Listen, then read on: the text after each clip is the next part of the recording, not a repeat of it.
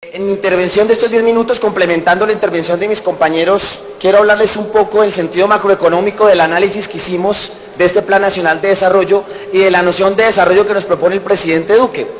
Discutimos mucho durante el pasado mes y medio, aprendí mucho, colegas disciplinados de varias bancadas, doctor Cepeda, doctora María Rosario Guerra de la Espriella, que quiero interlocutar con ustedes en esta intervención, porque creemos que hay unas bases estructurales de este Plan Nacional de Desarrollo que nos imposibilita votarlo a favor y que por eso construimos una ponencia negativa al mismo. Y es porque toca la esencia misma de lo que es el desarrollo antes de entrar el articulado punto por punto, que ya se discutirá. Ya habrán cosas valorables en ese articulado. Yo mismo apruebo algunas. Pero ¿por qué pasamos ponencia negativa? En parte por lo que vamos a decir a consideración.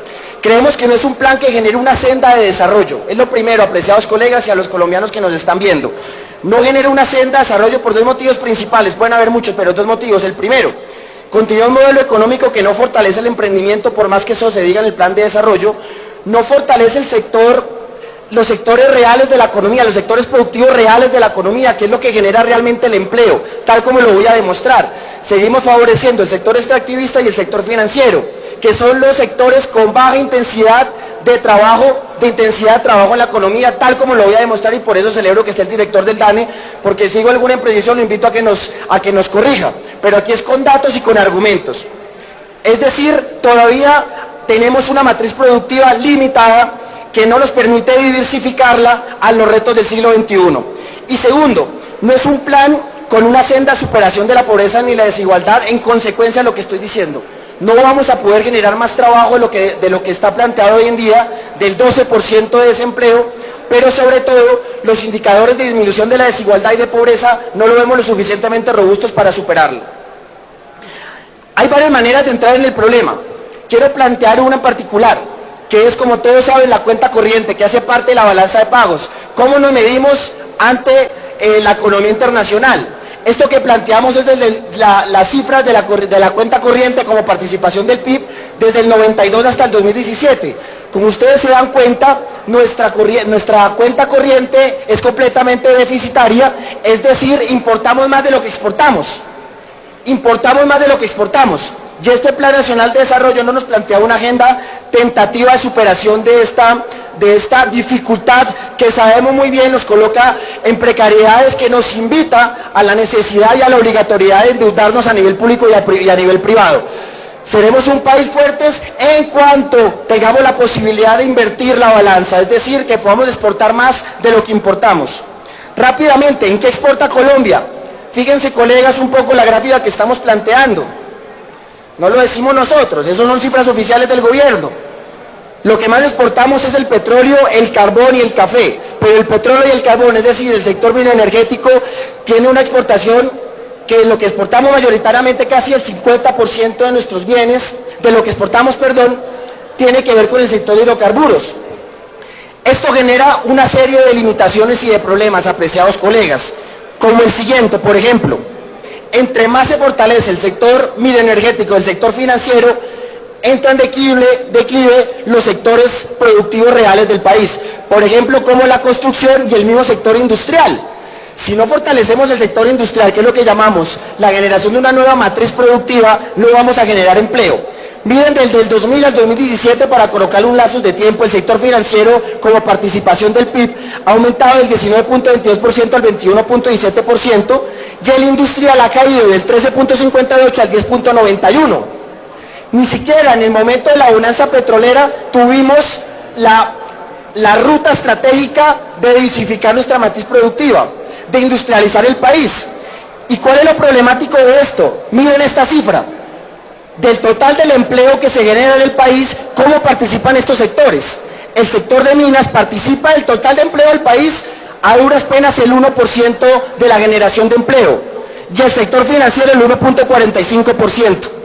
Y el industrial, que más deberíamos incentivar, aporta el 0.8%, que es el que más deberíamos de tener en nuestra economía. Nosotros le preguntamos acá, yo mismo le pregunté a la directora de Planeación, ¿cómo íbamos a hacer para incentivar la industria? Y el incentivo sigue siendo el mismo de los últimos 30 años. para tener que hacer ese gran salto cualitativo. El incentivo es darle beneficios tributarios. Y yo les quiero plantear una gráfica de los incentivos tributarios. Miren, esta es una gráfica que la estructura la ANIF, como todos muy bien saben, dependencia del sector, que agrupa el sector financiero. Miren una pregunta que le hacen a las pequeñas y medianas empresas de cuáles son los principales problemas que ellos tienen al momento de sus ventas. En tanto la industria, el comercio como servicios, miren lo que nos arroja.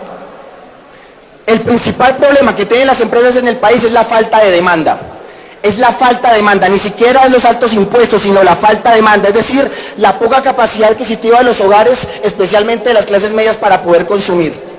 Y eso tiene que ver con la incapacidad de generar trabajo. Tiene que ver con la incapacidad de generar trabajo en el sector industrial. Volvemos a decir como lo hicimos en la ley de financiamiento. Reducir impuestos no te genera directamente un aumento de trabajo. Eso es un prejuicio de nuestra tradición económica de los últimos 30 años, pero no es un dato científico loable que realmente nos pueda predecir un desarrollo mejor de la economía, y por eso lo vamos a seguir cuestionando. ¿Qué es lo que ha aumentado por parte de los hogares? Si no hay generación de trabajo, no tenemos la suficiente estructura productiva para adecuar nuevos puestos de trabajo, para generar empleo. Por eso está aumentándose el desempleo. Es un problema estructural que tenemos de empleo en el país. Y al no tener empleo se origina esto para los hogares. Esta gráfica que ustedes ven es el aumento de la deuda en los hogares. Ha aumentado la deuda en los hogares colombianos, tanto para construcción como para vivienda. Al final, lo que estamos representando hoy en día es que los hogares están endeudando de sus ingresos alrededor del 25% para poder financiar su vida cotidiana. Eso no es sostenible, especialmente cuando el aumento real de los salarios mínimos, el aumento real, quitándole el IPC, el aumento real de los salarios por año es aproximadamente el 22% del 2000. Es decir, acá hay un desbalance, apreciados colegas, un desbalance, y por eso nosotros no vemos que este plan de desarrollo esté planteando respuestas a esos problemas estructurales. Este plan de desarrollo, ¿cómo va a generar nuevos empleos con la posibilidad de hacer un proceso paulatino? Porque sabemos que eso no es de la noche a la mañana, un proceso paulatino de diversificar la matriz productiva, que nos haga más competitivos a nivel internacional, pero que sobre todo nos permita generar empleos, que eso es lo que queremos nosotros. Y lo que vemos acá es que al final, al contrario, lo que se está haciendo es seguir incentivando el sector minero energético, por ejemplo, con el planteamiento de ir por los cunchos del petróleo por medio de la técnica desastrosa que es el fracking. Es decir, el desarrollo para nosotros no se ve contemplado. Por el contrario, lo que estamos viendo es, y nos preocupa, para terminar, que nosotros en este Congreso no debatimos la alerta que nos dio la Contraloría. Una alerta de decirnos de manera un poco eufemística que el crecimiento proyectado por este gobierno, el 4.1% a nivel de promedio en los próximos 4 años, con un 4.5% al final, que no sabemos de dónde va a salir ese crecimiento. ¿Cuáles son las condiciones internacionales que van a mejorar ese crecimiento y especialmente la generación interna de la economía a nivel de demanda y de producción? Aquí les muestro la gráfica de cómo ha caído poco a poco el crecimiento en el país y lo que se esperaría a crecer. Eso no lo vemos, colegas, no lo vemos. Y yo quiero que sí me lo expliquen, y ojalá en la ponencia positiva nos lo expliquen cómo vamos a crecer eso, porque termino con esto. Si eso no es real, si no es real ese crecimiento del 4.5%, colegas, del 4.5%, todos los programas, proyectos, servicios que nos habla el Plan Nacional de Desarrollo quedan en el limbo, hasta que no se nos responda realmente cómo es que vamos a generar eso, no simplemente diciendo que son incentivos empresariales. Los incentivos hicieron la reforma tributaria el año pasado, la ley de financiamiento. Queremos algo más real y más tangible. Y yo sí quiero terminar la frase con la que hice algunas de mis intervenciones. Crecer por crecer no es igual que desarrollo. Crecimiento económico, crecimiento de los porcentajes no es igual a desarrollo. Si vamos a hablar de desarrollo, vamos a hablar de disminución de la pobreza y disminución de la desigualdad.